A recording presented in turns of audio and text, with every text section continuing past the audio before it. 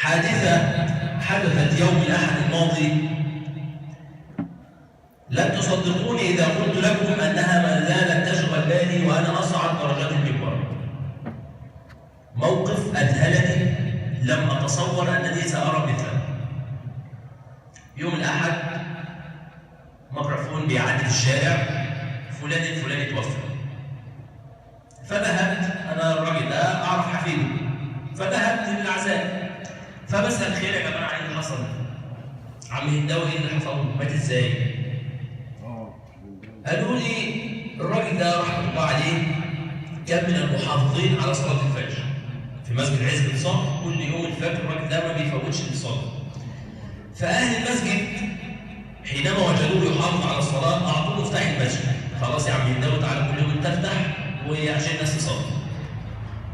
فأصيب هذا الرجل منذ عامين، خابطته سيارة فجاءه شرخ في الحوض، فأصبحت حركته بطيئة جدا جدا جدا.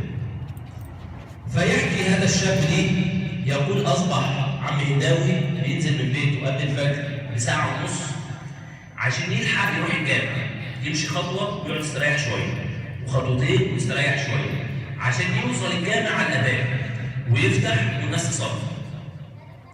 فنزل هذا الرجل يوم الأحد كعادته، خرج من بيته الساعة 4 قبل الفجر بساعة ونصف، ذهب إلى المسجد، فتح المسجد، صلى ركعتين تحية المسجد، ثم أخذ مصحفه وجلس يقرأ إلى الأذان، ثم أذن الأذان، قام وصلى ركعتي الفجر، ثم وجدوه قد مات.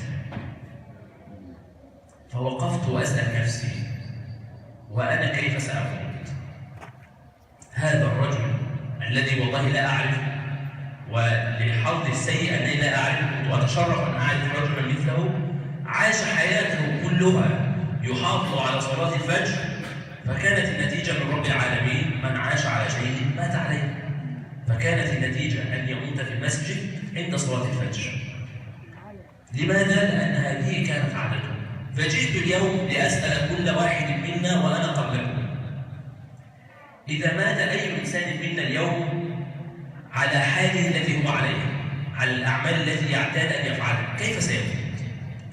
إيه أكتر حاجة أنت بتعملها كل يوم؟